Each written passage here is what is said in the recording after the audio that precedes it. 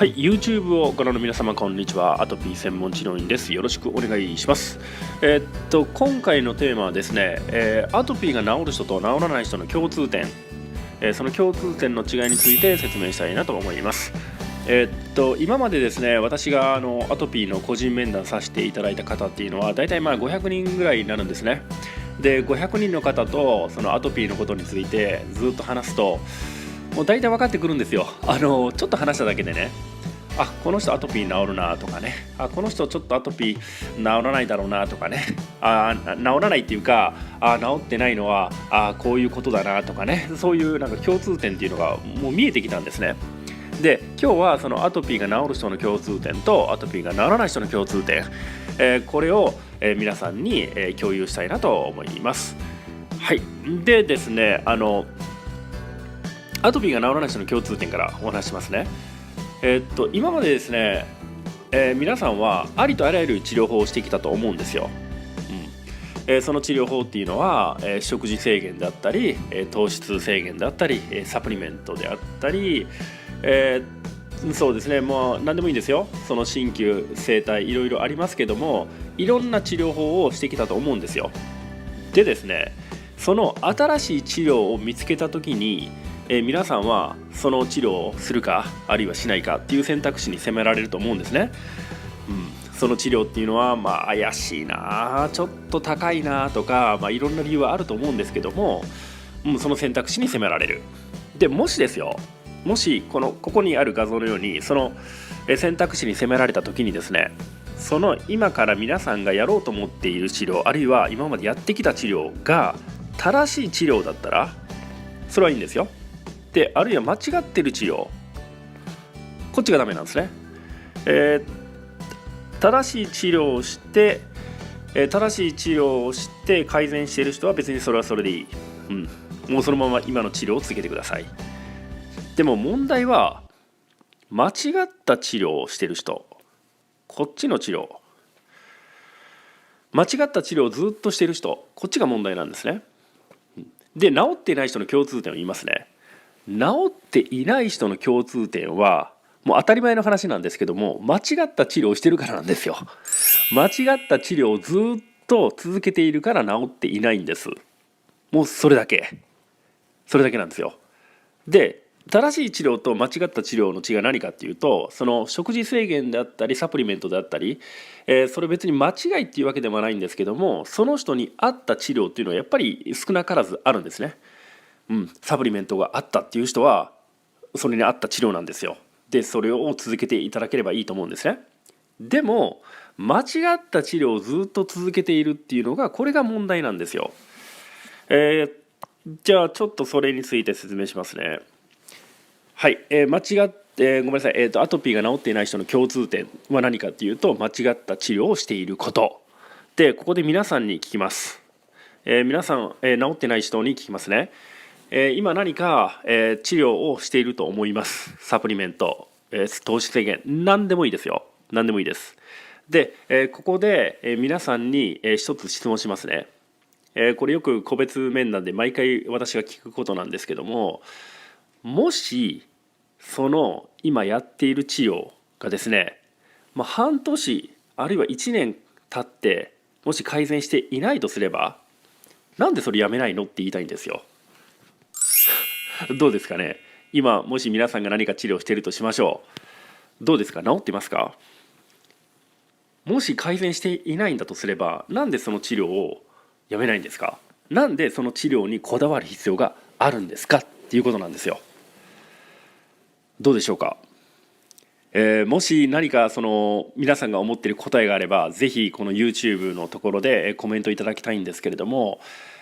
ここがもう最大のポイントです。治っていない人の、アトピーが治っていない人の共通点、ここです。間違った治療にこだわりすぎている、間違った治療をしている、その後ずっとその治療にこだわっているなんですね。いいですか。要は間違った治療をやめることができないんですよ。そこなんです。じゃあ次の質問いきますね。なんでその間違った治療をやめることができないのかっていう話なんですね。次は、ここでですね500人の方と今までお話しさせていただいて、その間違った治療をやめれない答え、もう大きく分けて2つ、もうそれだけです。2つだけなんですよ。1つがいいですか、1つが、いつか効果が出るんじゃないかなと期待しながら飲み続けているっていう1つのパターン。どうですか、これ皆さんに該当しますか？いつか効果が出たらいいな、今はまだ出ないかもしれないけれども、ひょっとしたら、半年経って効果が出なかった、でも来月出るかもしれない、だからもうちょっと我慢して飲みたいとかね、こういうタイプの方がいます。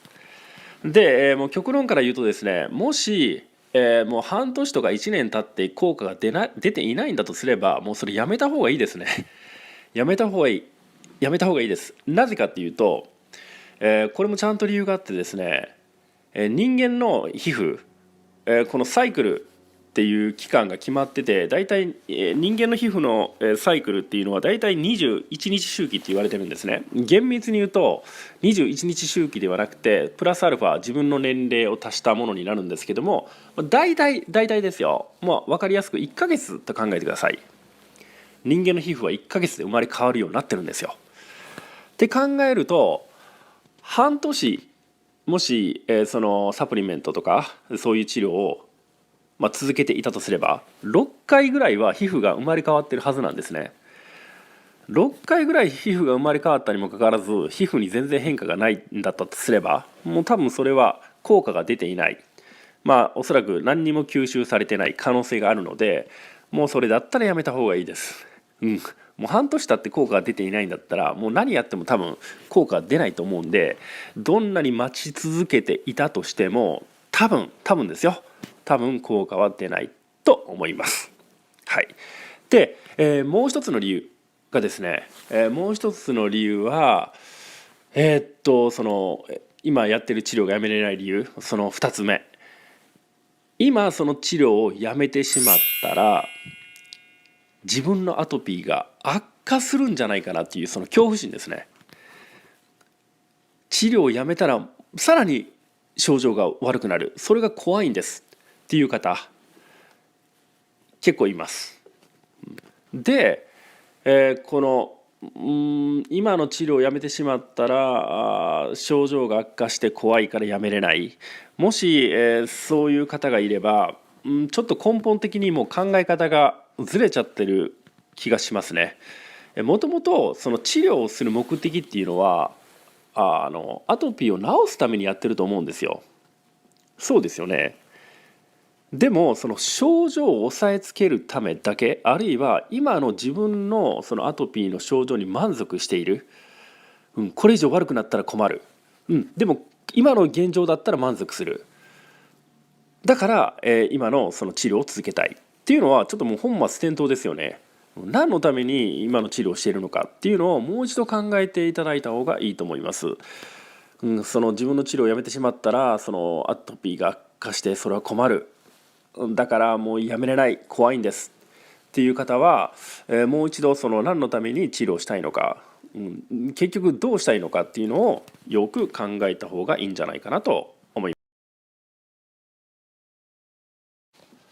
はい、で今回ですね、私が一番お伝えしたかったのは、